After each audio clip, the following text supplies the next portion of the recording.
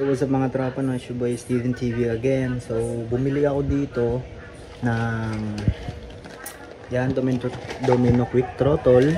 Tapos itong bracket natin nilalagay natin sa may tank ng Brembo natin. Then ito yung mga CNC. Tapos itong yan, throttle cable na nabili natin kay La Paps Joe. So ayan, din ito yung slim switch ng right natin. Yan, so magpapalit na tayo. Tapos mag-quick throttle na tayo. Nabili natin ito sa Shopee ng almost 95 pesos lang. Yan, ito 100 pesos. Yan yung mga CNC kay La Paps Joe yan. Pati yung throttle cable. Yan, kakabit natin siya dito. Yan.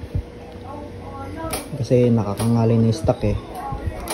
So lalangisan din natin loob nito para smooth yung pag throttle cable natin. Ayan.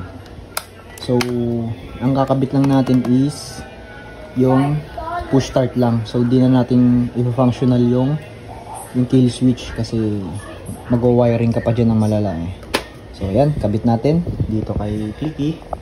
So ayun nga, at nag-chat din yung tropa natin na binibenta niya tong yung F switch niya. So sobrang sariwa pa nito. So nagpalit lang kasi siya ng pambaylid na package. So ito yung dati natin kasi pangit ito dati eh. So makikita nyo sa dati kong video, yun yung kinabit natin to. So yung nabasa siya, ay nakikita nyo, ayan, tumatagos dito yung tubig sa yun, nasira. So medyo delikado siya para sa atin, baka kasi mag-grounded yung mga motor natin. So gagawin natin, since wala siyang sakit, kukopyahin lang natin kung saan naka-wiring tong mga to dito. Kunwari, yan, blue red sa signal light. Blue red lang din yung ilalagay natin dito. Kung ano yung kulay ng signal light niya dito. Basta, tingnan natin. Tsaka tingnan natin kung gagana. So sabay na rin natin itong mga to. So mga bossing, kalas-kalas na yan. Dami yung kinalas kasi medyo hassle talagang ikabit yung cable natin. So makikita nyo yung cable natin. Ayan. Yan, nakadaan siya sa ilalim ng araro. So tinanggal ko yung araro, pati itong basta yun dito. Yan, yung ulo tinanggal ko. Then tinanggal ko na rin itong mga to para ma-rewiring natin yung maigi itong mga switches natin. So yan. Yan, nakikita nyo. Ayan. So dito natin siya papadaanin. Ayan, tapos dito. So yan, kabit natin and then update ko kayo kung ano yung magiging itsura pag nakabit na natin. So yun guys, natanggal na natin. Ayan, ito yung kay Paps Joe na binili natin na throttle cable. Tapos ito yung stock natin. So tignan natin kung gaano siya mahaba. Ayan, sobrang haba ng nabili natin. So, pwede siya naman putulan. Ayan, pwede natin siyang putulan dahil meron naman tayong mga repair kit yan, para mag-adjust tayo.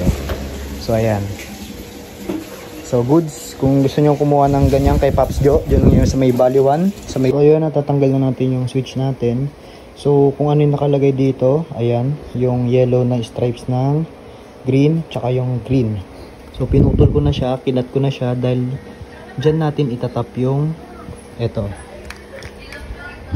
yung kulay orange and yung black white na wire. So ito siya. So yan, okay lang po kahit magkabaligtad dyan, ay aandar pa rin yan. Okay, so medyo bawasan natin to kasi sobrang haba para hindi nakapulupot dito at hindi maduming tignan. And dyan natin siya ilalagay. Yan, ganyan siya. Kahit magkabaligtad, pwede pa yung gumagana yan. So, proven and tested na rin po yun. Bukod din sa nakita kong ibang tutorial. So, yan. Kabit natin. Natap na natin itong white black na galing sa switch sa stock natin na yellow green. Tapos green, tapos orange ba to or red? Yan. So, yan. Natap na natin siya. So, try natin. Na yan. Yan. So papaganahin lang natin ito. So babaliwala ko na tong kill switch dahil may mabusisi pang gagawin dyan eh. So ito lang naman yung habol natin. So yan, On natin yung motor. Yan. Tapos preno. Tapos on. Yan. So gumagana na siya. Okay. So patayin natin. Ayan. So okay na. So next natin is yung throttle natin na domino. And yung itong ano natin, cable na galing kay Pops Joe. So yun, testing natin, kabit na natin. So ayan tol, na fitment na natin ito. Ayan, na-achieve naman natin yung gusto nating gawin. Then ayan. So ang kinaganda lang kasi adjustable to, just in case na maputol, adjust pa rin natin yan. So ayan. Ayan, quick throttle. Yan, sana huwag tayo maputulan sa daan. Nakabit na rin natin to. Medyo binend lang natin yan. So naging okay naman yung fitment nya. Ayan. So yun yung CNC. Ayan. Yan yung tindig nya. Ayan. Ganyan siya. See? So yun. Ito na yung nabili natin na second hand sa kagrupo natin yan. Pinawiring na lang natin yan kay tropa. Nasa tropa natin dito sa Sun Valley. So lalagyan na natin dyan. And para kompleto na tayo ng mga switches. Okay, so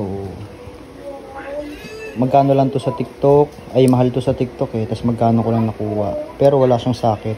Kinuha ko lang tong socket nga dito sa dating socket. Ayan. Mas okay kasi to kaysa sa domino switch eh. Yung dati ko kasi in-install, nakikita nyo sa video na in-install ko is ayun, nabasa yung loob, pinapasukan siya. So ito mas maganda to. Ayan, so kabit natin, then tignan natin yung pinaka-resulta.